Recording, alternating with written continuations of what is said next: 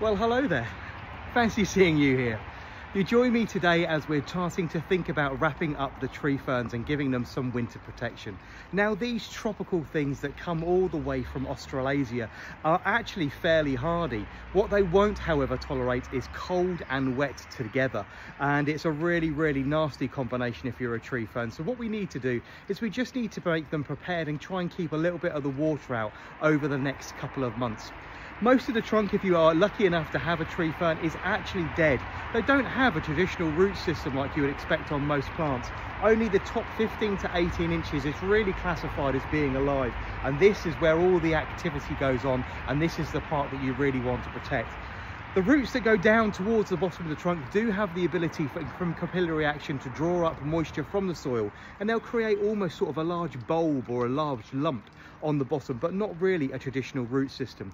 All of the water, all of the nutritional value that the plant needs is generally absorbed through the top of the trunk in the part that we call the crown, and it's this bit that we need to give some protection to first. So if you'll excuse me, I'm going to go back down the ladder because I am actually 6 feet off the floor at the moment, and grab some compost. This is actually some good quality, fully organic garden compost. And at this stage, you can either use this, you can use some leaf mulch, you can use some soil conditioner, you can use some homemade garden compost, or I say you can buy this stuff like this. What you can't use is anything that's too strong. So please don't go and buy some farmyard manure or anything like that. It's going to be far, far too strong. And what we want to start by doing is just adding, depending on the size of your tree fern, we want to add a couple of decent handfuls of compost or ground up soil conditioner right to the very, very crown of the plant.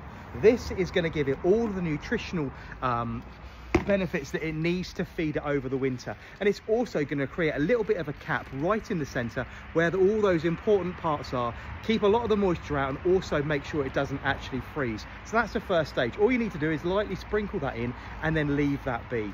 The next thing we're going to do is we're going to remove 1 or 2 leaves at this particular stage. I don't like to remove any leaves whatsoever while they still have green and they're still growing, but these are all doing really, really well at the moment. But what we do want to do is just add a little bit of winter protection, and to do that I'm going to need several leaves. So I'm just going to remove about 5 or 6 of the lower fronds, leaving the stems incidentally just as long as you can. You might find if you're cutting these at this time of year, they might actually bleed just a little bit at the moment, and that's a sure sign the plant is still actively growing, it's still actively photosynthesizing and putting nutritional value back into the plant itself. So don't cut these off too short, and it's a really good idea to leave them about 3 or 4 inches long because you're going to need those in a minute. And I'm just going to pop these fronds down to one side because we're going to come back to them in just a minute. So I'm just going to remove around half a dozen. This is a large tree fern. This one is around 8 coming on 9 feet tall now. Had this one best part of about 10 years. I'm very, very proud of this particular tree fern. And every year I compete with myself to make sure it's advancing, it's growing away and producing more fronds than it did the year before, which I'm very, very pleased about. You can see the fronds are really quite large. They measure about 1.2 onto about 1.4 meters long, so they really are quite substantial. And the first thing that we're going to do is we're actually going to snap these and turn these into U shapes, like a pin, something like this. So I want to snap them. Don't break them in completion, and I don't want to snap them again, so I've got a U. And what I'm going to do is I'm going to place these over the top of the crown. We're doing this to create a protective layer over the top, also a nice woolly blanket, and also to stop an awful lot of the moisture that we're going to get over the next few months pouring into the crown. I do these at sort of odd angles, so just poke them through the fronds that I've left off and tuck them down. Going to use all of these again, just snap them gently so they're not completely broken to form a U shape. Push them through and just tuck them down over the crown itself. Going to go all the way around. I'm doing this for several reasons, one of which is this is the only real way I can make my husband Mark happy. Obviously this one is stood right outside of our lounge, and once I've wrapped it up fully it can actually look fairly ugly. This particular frond is a bit too short, so what I'm going to do is I'm actually going to tuck that up into the top of the crown. I've just broken that up into about 6-inch sections and piled that into the very top of the crown.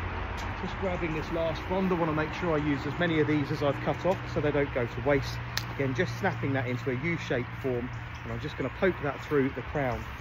Now at this stage, what I would normally do is I would leave this plant alone. I would get some hessian twine and I would just lightly tie these down out of the way so they're all just tidy and out of the way. You can see they're going to protect the actual top of the crown quite nicely, and obviously that lovely cap of compost, and of course all of those fronds laid up at the top, not only going to add a nice warm woolly blanket but also stop a lot of the moisture going into the crown.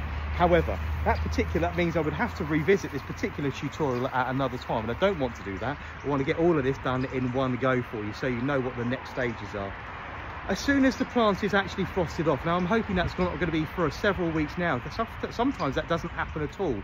Our winters can be so mild, but you do need to keep an eye on the weather.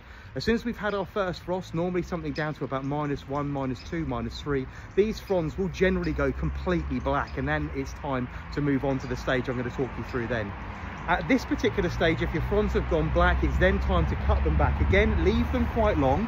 Don't cut them all the way back. Next year, you can always come back and shorten them so they're out of the way. Leave them by about 5 or 6 inches, something in the region of about 10 to 15 centimetres, absolutely ideal. And just cast them off and then pop them into your compost bin. You then need to think about adding a protective collar around the very, very outside of the tree fern. Now, this is the bit that Mark hates, which is why I've left these longer fronds over the top. This is an old curtain, a dust sheet I use everywhere in the garden for sort of painting and covering things up. It's quite unsightly. All you need to make sure is 100% cotton, and at this stage you want to form it into a collar about 12 to 18 inches thick, as in from top to bottom. That's how much you want to actually cover up. And then all you're going to do is you're going to wrap this around the very, very top of your tree fern. You want to get it nice and tight, and you want to get it as high up the tree fern as possible, so you're pulling it right up around the bit that needs to be protected. And there you can see all the way around. All I'm going to do is tuck that in tightly like a bed corner. There we go. And then I'm going to take some hessian twine, which I have in my pocket, and I'm simply going to tie it into place. And then I'm going to tie those fronds that we cut off a second ago over the top. Right, so excuse me while I just get this done. Talk amongst yourselves for a moment, won't you? So this process is really, really very basic, and I would normally revisit this a couple of times over the winter and add extra layers. But I say this is what you should be doing once you've got to the point where your tree fern has been frosted off. Now that collar is now tied into place, and what I want to do is pass my hessian twine once again around the whole thing and bring all of those tree fronds down that I put across the top a second ago. And that acts as two things. That's one, going to cover it up and make it look a little less unsightly, and it's also going to give it a nice other protection and keep the water off of it. Right, so a couple of laps round with the hessian twine. If it gets really, really cold moving forward, and I mean my tree ferns have stood out in the Beast from the East. I don't know who can remember the Beast from the East, but that was about 8 years ago now, I suppose. We had temperatures during the Beast from the East down to about -15, -16, -17. My tree ferns were out wrapped up like this during that weather and were absolutely fine. So don't be particularly concerned. They are hardy. You've just got to get this water protection on and keep as much of the water out of them as at all possible. Let's say this stage I wouldn't be doing until the fronds have been frosted off. At that stage I'd remove all of the fronds completely. If it gets really cold, and I mean if we experience temperatures down to about -5 and below to say -10, I will come out with a tea towel or an old towel and just cover up the entire top. Again, just giving it a little bit of a woolly hat over the winter just to keep the water and the cold out of it. It's then a waiting game for spring to arrive. They'll stand like this, completely normal, sometimes with the cuff on it like this, with the fronds coming out of them.